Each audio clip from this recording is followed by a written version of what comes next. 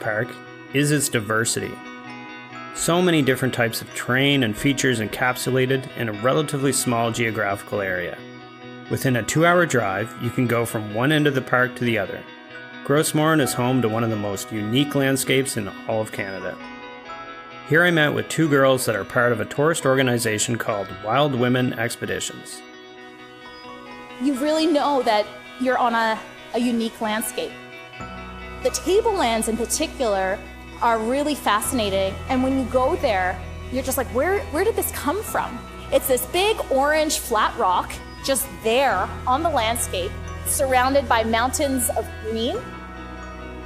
And then if you keep going north, you can take a beautiful boat ride into Western Brook Pond, which is 1.3 billion years old. I mean, that's the oldest rock you can find on Earth. The beauty and majesty of the place never gets old. It has that effect still to this day on me, but I love getting to relive it every time I take a new group in there. You just see the awe on their face, right? Because it is so big. The pond is so long and the cliffs are just so sheer that it's a very dramatic experience. It's open, it's just there and big, and you can just appreciate it. I've seen women with tears in their eyes in there because they just have this overpowering feeling of enormity, and it really has the great opportunity to kind of put things into perspective. Hi everyone, my name is Hawa Nabilah with student ID 012021021288. So for today, I am going to present to all of you about the Hofstede cultural dimension. I have chosen Canada as one of the country in this assignment. Okay, so let's start with the first point, which is power distance index. Okay, as we know that actually Canada has a less hierarchy, which is they have a freedom to describe an idea to their leader directly. It means that their employees are free to give an opinion or suggest something to their leader, even they are low employee, then they are able to make a decision to their job scope, and they don't need to ask every single activity. So people have the capability can be a leader. So they are following a small power distance. Alright, so next point will be the Canada's individualism vs collectivism. So as what we can see, Canada has followed the individualism because Canadians are more think about individual than a grouping, and they are very independent. Alright, so the third point will be the uncertainty avoidance index. In the uncertainty avoidance index, Canada is easy to accept a new idea because there are many immigrant people. The citizens in Canada are not really competitive.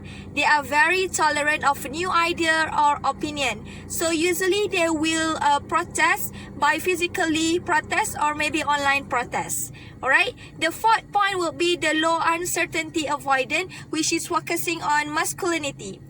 It's hard to make a balance between family and work because in Canada, most of the parents are working. Majority people work is men because, however, there is a policy in Canada that want to maintain an amount of the number of women to be in a politician. So what we can conclude, it is based on the masculinity.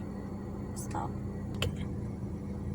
Then the fifth point will be the normative society in Canada because it is a long-term orientation via the short-term orientation.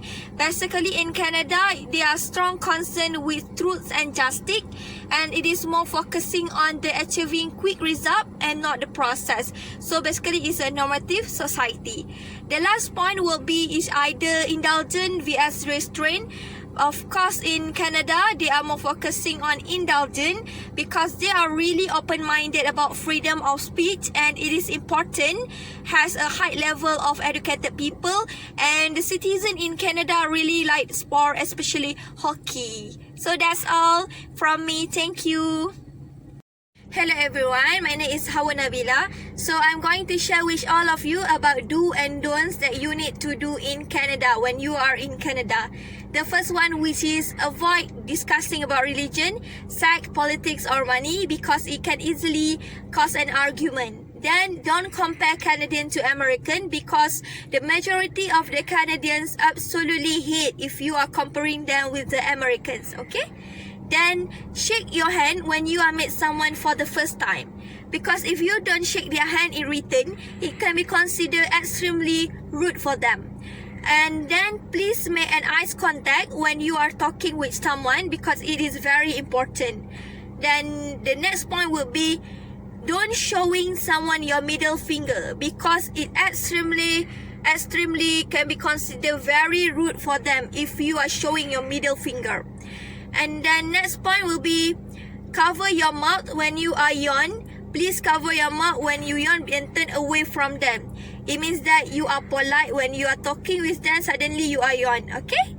And besides that, don't put your elbow under the table and don't talk with food in your mouth. Make sure that when you want to talk with someone, please make sure you are in a proper way, okay?